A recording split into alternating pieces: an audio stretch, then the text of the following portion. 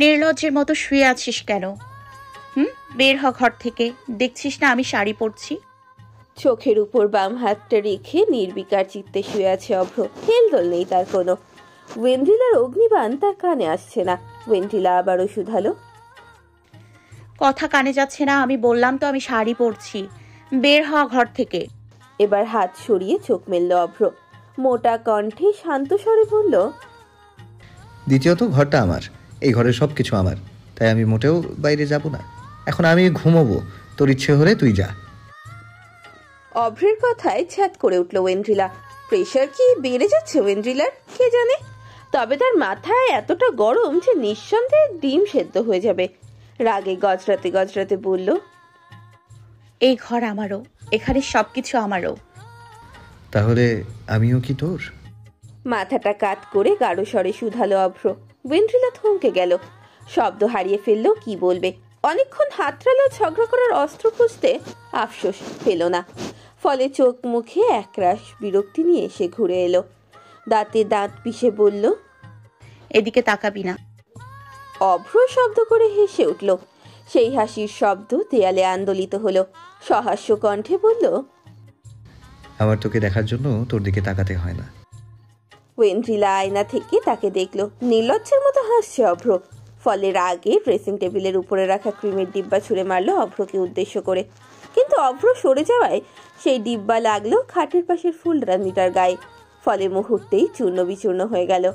অভ্র ঘাড় কাত করে সেই ভাঙা অংশগুলো দেখল। হাসি থামার বদলে যেন আরো বেড়ে গেল। টিটকারির স্বরে বলল, বাহ, প্রথম দিনেই রূপ দেখিয়ে দিলি।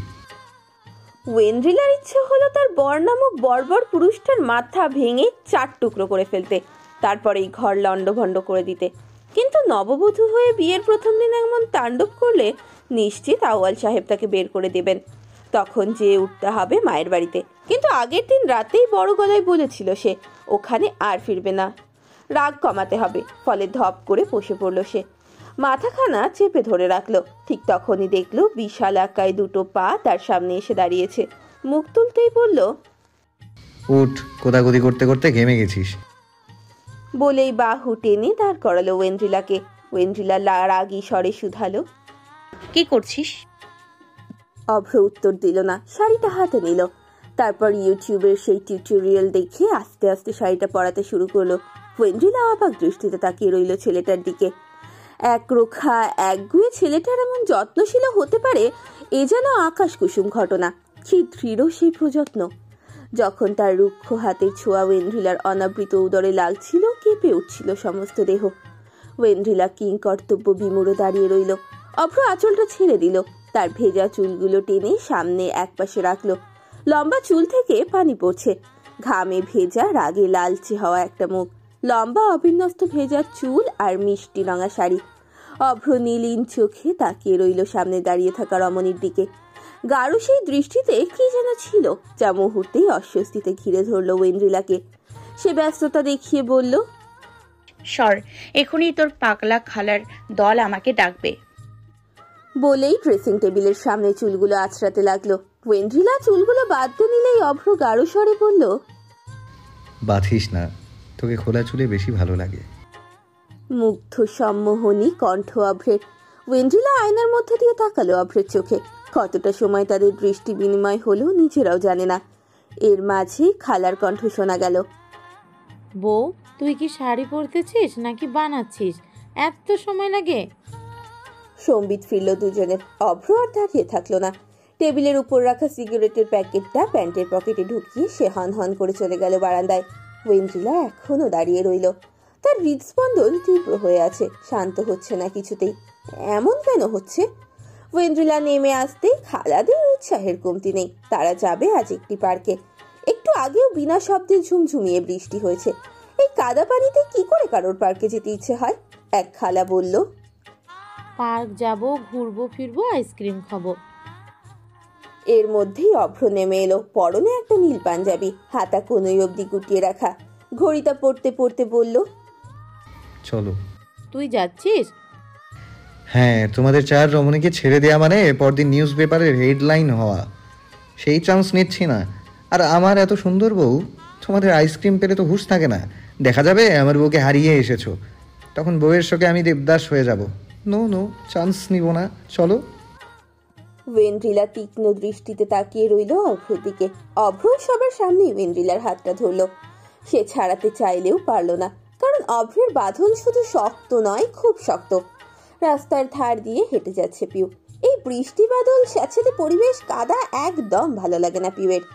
বৃষ্টি কেবল নিজের ঘরের জানালা দিয়েই সুন্দর। বাহিরে বের হলেই কাদা, পানি, গর্ত আর পিছলা খাওয়া। দুবার পিচ্ছিল কাদায় পা পিছলেওছে পিউয়ের। দীর্ঘশ্বাস বেরিয়ে এলো। ঠিক তখনই কারোর স্বর কানে এলো। এই পিউ, এই পিউ। পিউ তাকালো আকাশের দিকে। আকাশ ডাকছে নাকি? নীলাদ্রি ভাইয়ের স্বরে। বুদ্ধিমতী পিউয়ের এমন বোকা চিন্তা করা বড্ড অন্যায়। তাই সে আশপাশ দেখলো। তখন নীলাদ্রি বলল, আশেপাশে তাকাচ্ছ কেন? আমি তো গাছে। পিউ বাম দিকে তাকাতেই দেখলো গাছের ঘরের জানালা থেকে মুখ বের করে নীলাদ্রি তাকে ডাকছে। বটবৃক্ষটা ওয়েন্ড্রিলাদের বাড়ির একেবারে পেছনের বাউন্ডারি ওয়ালের কাছে, তাই বৃক্ষগৃহ থেকে রাস্তাটা খুব ভালো করেই দেখা যায়। পিউ যাচ্ছিল তার খালা বাসায়। তখন ঝিরিঝিরি বৃষ্টি হচ্ছিল। মেঘের গর্জন একটু পরপরই শোনা যাচ্ছে। একটু পরই ঝুম করে বৃষ্টি নামবে। তা ছাতা নেই পিউয়ের কাছে, তার মুখখানা ভিজে গেছে। নীলাদ্রি বলল, কোথায় যাচ্ছ? খালাবাড়ি। বৃষ্টি হচ্ছে তো, আরও জোরে হবে। এখন যেও না, তুমি বরং বাসায় এসো, ছাতা নিয়ে যাও। নীলাদ্রির কথা শুনে পিউ ঠোঁট উল্টে বলল, অসম্ভব নীলাদ্রি ভাই, আন্টি যে পরিমাণ রেগে আছে আমার ওপর। আপনার মনে নেই আমি আপনার বোনকে পালাতে সাহায্য করেছি? ছাতা চাইলে আন্টি আমার পিঠে ছাতা ভাঙবে। সাবিরা সেদিন পিউকে বেশ বকেছিলেন। ছোটবেলার বান্ধবী হয়ে এমন অকাজে বান্ধবীকে সাহায্য করার অপরাধে তাকে যে জেলে দেওয়া হয়নি, এটাই অনেক। তাই এখন তার সামনে যেতে চায় না পিউ। নীলাদ্রি তখন বলল, তাহলে উঠে এসো, আমার ঘরে তোমাকে কেউ কিচ্ছু বলবে না। আপনার ঘর? হ্যাঁ, আমার বৃক্ষ প্রাসাদ। তুমি চাইলে এখানে সারাদিন থাকতেও পারবে। বলেই নির্মল হাসল নীলাদ্রি। মানুষটা এত সুন্দর, কি করে হাসতে পারে কে জানে। পিউ বলল, আসবো কি করে? আপনার প্রাসাদে আসতে হলে তো আন্টির সীমানা পার হতে হবে। তুমি চিন্তা করো না, মা কন্যা শোকে একটু মূর্ছিত। কে আসলো গেল তার খোঁজ নেই। পিউ হাসলো। গেটে দারোয়ান নেই, তাই ফুরুত করে ঢুকে পড়ল সে। বৃক্ষগৃহে উঠতে হলে সিঁড়ি সহায়তা নিতে হয়। কাঠের সিঁড়ি পিচ্ছিল হয়ে আছে বৃষ্টিতে ভিজে। পিউ বলল, উঠবো কি করে? আমি তো পড়ে যাব। আমি তো শুকনোতেই পিছলা খাই, এটা তো পিছলাই আছে। তুমি তো বুদ্ধিমতী পিউ, এই সামান্য সিঁড়িতে উঠতে পারবে না? আপনি হাত দেন, আমি হাত ধরে উঠবো। নীলাদ্রি একটু ভাবলো। কিছুক্ষণ বাদে দরজা থেকে 2 সিঁড়ি নেমে হাত বাড়ালো। পিউ জুতো খুলে উঠল সিঁড়ি বেয়ে।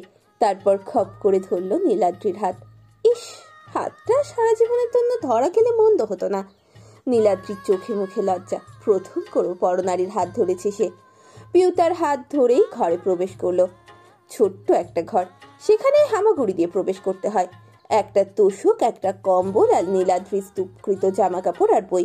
একটা টিপট আছে, সেখানে গরম পানির ব্যবস্থা করা হয় ছোট্ট একটা চুল্লি দিয়ে। পিউ নিপুণ চোখে দেখলো নীলাদ্রির ঘর। অবাক চোখে বলল, আপনার কষ্ট হয় না নীলাদ্রি ভাই? বৃষ্টির দিন এখানে থাকেন কি করে? ডাবল মাস্টার্স কি খালি খালি করা? বলেই একটা সুতো টান দিল। সাথে সাথেই প্লাস্টিকের পর্দা ঘিরে দিল কাঠের বাড়ি। পিউ বলল, আপনার তো অনেক বুদ্ধি নীলাদ্রি ভাই। তার কি, শুধু বাবাই কদর করে না। আচ্ছা, কফি খাবে? খাবো। নীলাদ্রি মিনিট 10 মধ্যে কফি বানিয়ে আনলো। পিউ কফিতে চুমুক দিয়ে বলল, আপনি এভাবে আর কতদিন থাকবেন? এখন তো আঙ্কেলের সাথে সন্ধি করতে পারেন। না, আমি সন্ধি করব না। আর আমি তো বেশি দিন নেই। ঐন্দ্রিলার বউ ভাতের পর দিনই আমি চলে যাব। অহেতুক কেন কম্প্রোমাইজ করব? নীলাদ্রি চলে যাবে শুনতেই মনটা বসে গেল পিউয়ের। তীব্র বিষাদ ঘিরে ধরল কোমল মনখানা। বিষণ্ণ স্বরে শুধালো, আপনি চলে যাবেন নীলাদ্রি ভাই? হ্যাঁ পিউ, আমার এখানে ভালো লাগে না, আমার প্রকৃতি ভালো লাগে। পাহাড়ে টেন্ট লাগিয়ে ঘুমানো বা সমুদ্রের অতল ঢেউয়ে নৌকার পাল তোলা, সেগুলোই যে আমার প্রিয়। এভাবে ইট পাথরের জীবন আমাকে খুব করে দেখায়। পিউ খেতে পারলো না কফিটা, গলায় আটকে আছে। নীলাদ্রি তাকে দেখলো, অবাক স্বরে শুধালো, কফিটা ভালো খেতে না? না, কফি ভালো। আসলে আমার মনটা ভালো নেই নীলাদ্রি ভাই, খুব কাটতে ইচ্ছা করছে। আকাশে যেমন মেঘ জমেছে, আমার মনেও মেঘ করেছে। আমি একজন 25 বছরের নারী, এমনটা নিশ্চয়ই আমাকে শোভা পায় না, তাই না নীলাদ্রি ভাই? নীলাদ্রি কিছু সময় নীরব চেয়ে রইল পিউয়ের দিকে। তারপর হামাগুড়ি দিয়ে এক কোনায় স্তূপ করে রাখা কদম ফুলগুলোর থেকে 5টি নিয়ে এগিয়ে দিল পিউয়ের দিকে। গাঢ় স্বরে বলল, মেয়েদের প্রকৃতির এই ফুল নামক ডাবল বস্তুর প্রতি খুব মমতা। তারা ফুল পেলেই দুঃখ ভুলে যায়। আমার কাছে এখন দামি ফুল নেই, আছে এই বৃষ্টিস্নাত কদম ফুল। হুমায়ুন আহমেদের মতে এটা খুব ফালতু ফুল। তোমার মন কি এতে ভালো হবে পিউ? পিউয়ের চোখ ঝাপসা হলো, ঝাঝা করে উঠল হৃদয়ে অসহনীয় বেদনায়। মানুষটা কি সত্যি বোঝে না, নাকি বুঝেও ভান ধরে? পার্কটা শহরের সর্বপূর্বে, বিশাল 2 একর জমিনের উপর একটা ইকো পার্ক। বৃক্ষরাজিতে ঘেরা এই পার্কে আছে অনেক ব্যস্ততা। বসে নদী দেখা যায়, বিভিন্ন রাইড আছে, খাওয়ার ব্যবস্থাও আছে। কিন্তু অভ্রের খালাদের মাথায় চাপলো তারা বোট চালাবে। একই বৃষ্টিতে পানির স্তর বেড়ে গেছে। অভ্র বারণ করলো, কিন্তু তারা শুনলো না। ধরলো ওয়েন্দ্রিলাকেও। ওয়েন্দ্রিলা সাঁতার পারে না, উপরন্তু বৃষ্টির জন্য পানি থই থই করছে। এই পানিতে পড়লে আর বাঁচা লাগবে না, পানি খেয়েই ভেসে উঠবে সে। তারা যখন ওয়েন্দ্রিলাকে টেনে নিয়ে যেতে উদ্যত হলো, ঠিক তখনই অভ্র ওয়েন্দ্রিলার হাত টেনে বলল, ও যাবে না। কেন রে, ও যাইব না কেন? আমরা মজা করব আর বউ কি চাইয়া দেখব? খালা, আমি তো বলেছি ও যাবে না। ঐন্দ্রি সাঁতার পারে না। আর তোমরা মজা করো না, কেউ তো বারণ করেনি। ও আমার সাথে মজা করবে। অভ্রের এমন কথায় খালাদের একজন বাকি দুজনকে টেনে কিছু বলল। তারপর তারা নিজেরাই হাসাহাসি শুরু করলো। ওয়েন্দ্রিলা তাকিয়ে রইল অভ্রের দিকে। বাবা মা ছাড়া কেউ তো জানে না যে ওয়েন্দ্রিলা সাঁতার জানে না। অভ্র কি করে জানলো সেটা? খালারা মজা করে বলল, ঠিক আছে ঠিক আছে, তোরা মজা কর, আমরা ডিস্টার্ব করুম না।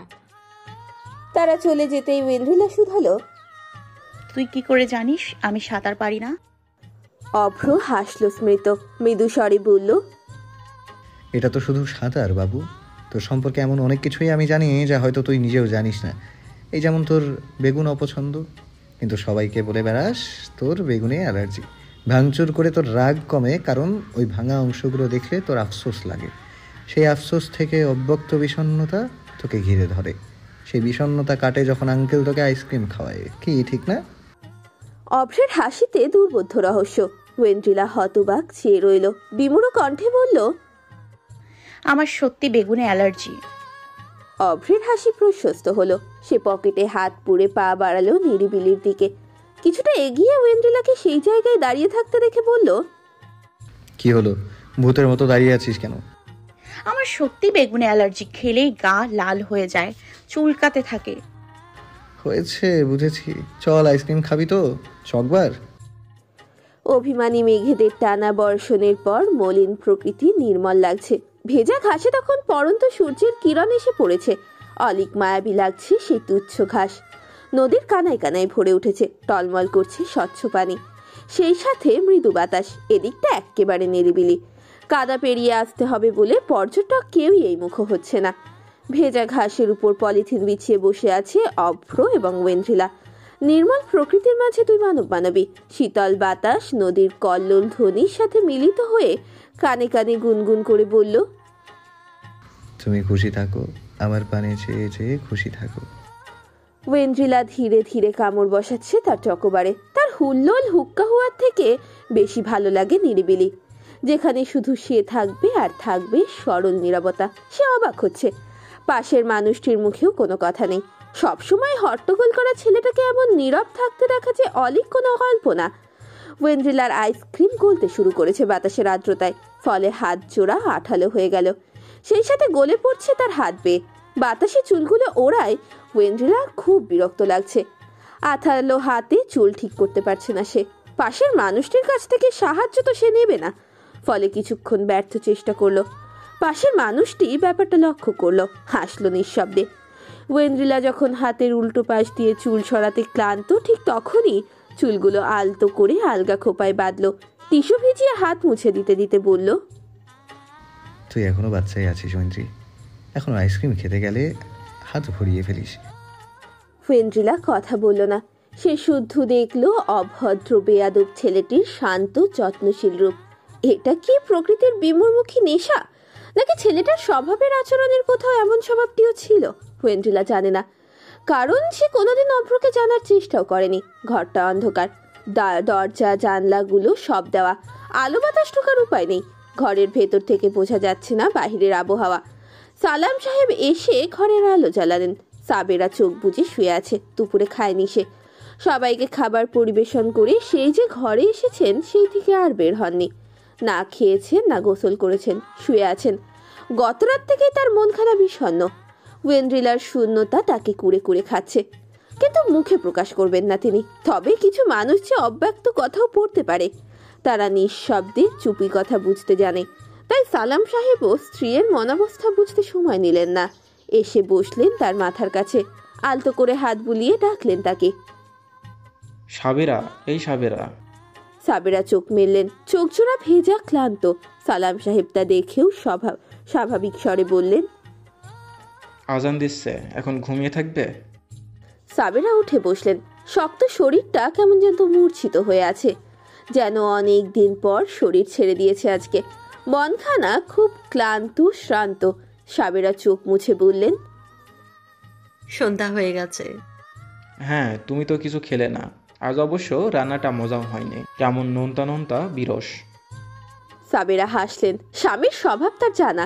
এই মানুষটিকে নুন ভরে খাবার দিলেও সে কখনো বলে না, সাবেরা খাবার ভালো হয়নি। সাবেরা মলিন স্বরে বলল, সবসময় কি খাবার ভালো হয়? তাও ঠিক। ঘুম পাচ্ছে গো, ক্লান্ত লাগছে খুব। তাহলে বিয়ে দিতে গেলে কেন মেয়েকে? ভালোই তো ছিল, থাকতো আমাদের কাছে। সালাম সাহেবের কথাটা শোনা মাত্রই নিশ্চুপ হয়ে গেল সাবেরা। সালাম সাহেব হেসে বললেন, একটা কথা আছে, ছেলে মেয়েদের পায়ে জুতোর সাইজ যখন বাবা মার জুতোর সমান হয়, তখন তাদের বন্ধু হয়ে যেতে হয় সাবেরা। তুমি কেন সেটা বুঝলে না সাবেরা?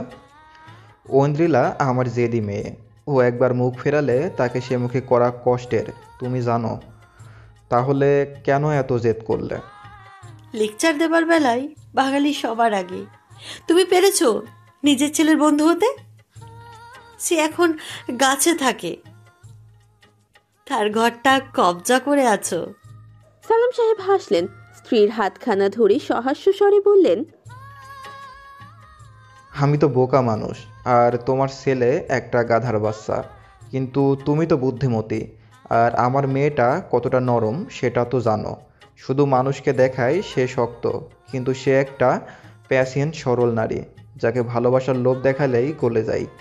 আমার মেয়েটা তো ভালোবাসা চাই সাবেরা। তার কি চাওয়াটা কি খুব বেশি? তুমি যে সবসময় বলো আমি তাকে যেন প্রশ্রয় দেই, আমি তাকে কেন প্রশ্রয় দিব না বলো তো? আমি ছাড়া আমার মেয়েকে কে প্রশ্রয় দিবে? সবাই যে তাকে শুধু সমাজের বিভিন্ন মাপকাঠিতেই তুলতে ব্যস্ত। তবে আমার দৃঢ় বিশ্বাস, এই যে নতুন আমদানি করা আমাদের জামাই ছেলেটা ভালো, সেও আমার মতোই আমার মেয়েকে প্রশ্রয় দেয়। সাবেরা ঠোঁট উল্টে কেঁদে দিলেন, ফুপিয়ে বললেন, এই জন্যই তো আমি এত শক্ত হাতে বিয়ে দিয়েছি। সালাম সাহেব তার চোখের পানি মুছতে মুছতে বললেন, তুমি এখনো কিশোরীর মতো জেদি রয়ে গেলে সাবেরা। তোমার মেয়ের বিয়ে হয়ে গেছে, এখন এমন করে কে কাঁদে? আমি কি অন্য পুরুষের সামনে কাঁদছি? আচ্ছা, ঘাট হয়েছে, কাঁদো, কেঁদে মন হালকা করো। কাল মেয়ে আসছে, তখন কেঁদো না যেন। সাবেরা কাঁদছেন। সালাম সাহেব খুব নিপুণ হাতে তার অশ্রু মুছে দিচ্ছেন। যে কেউ দেখলে ভাববে কোনো প্রেমিক তার কিশোরী প্রেমিকার অভিমান ভাঙছে খুব সন্তর্পণে।